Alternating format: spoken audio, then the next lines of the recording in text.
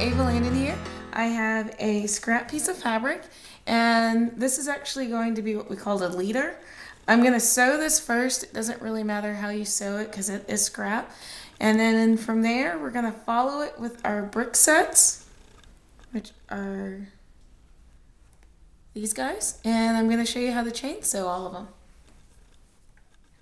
Alright, so to get started, pull your needle all the way up. You should have some thread here. Actually, it probably won't matter so much this time. Usually when you start to sew, you're going to pull your bottom thread up through your fabric. Because this is just a piece of scrap fabric, it really won't make a difference. So you're just going to sew that. And before you get finished, you're actually going to line these pieces up. Now, because these are so small, I usually don't pin them. But if you find that it's hard for you to sew these and keep them even, then go ahead and pin them, and you're just going to pin them perpendicular. So let me hold that up.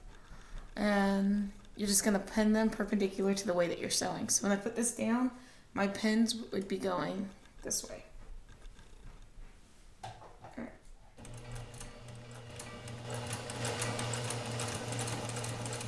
And so what you'll notice is that I'm using a 1/4 inch foot. I also have a 1/4 inch seam line on my machine, which will help me sew this straight. So we're going to go through here.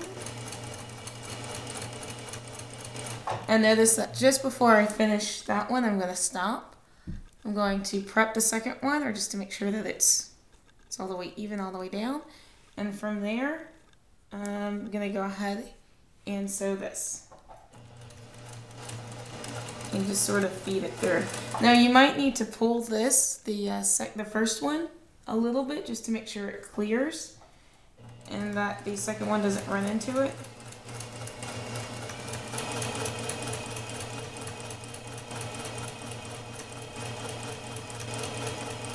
And there we go. So we've just chain sewed 2 of these. You have 13 in a row, and so those would be done. You can do them in sets of 2 and then sets of 4, and since it's 13, you'll end up having to sew 1 additional block onto the row. I'm going to go ahead and cut this and pull it out so you can see it. And what you will see if I can get that, make sure it gets in focus, is this little bit of thread right here. And it sort of just keeps it connected. You don't actually have to cut these until now.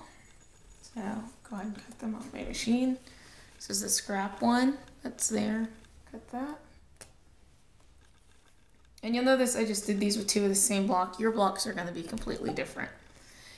And so that's what you have. Let's see if I can. You'll have 2 of these, which are 4s, and then what you would do is go back and sew these again together.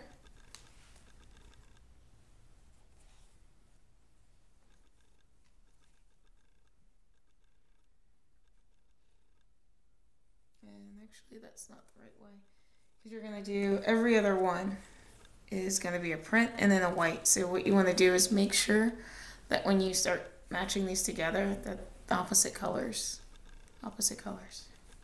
Yeah. And then we would either pin this or not.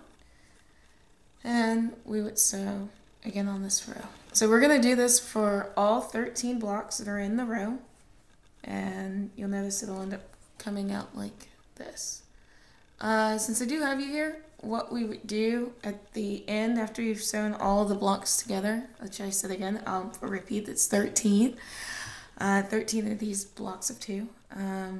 You're actually going to take it and you're going to press the seams towards the printed pieces. There we go. So all seams are going to be towards the printed pieces.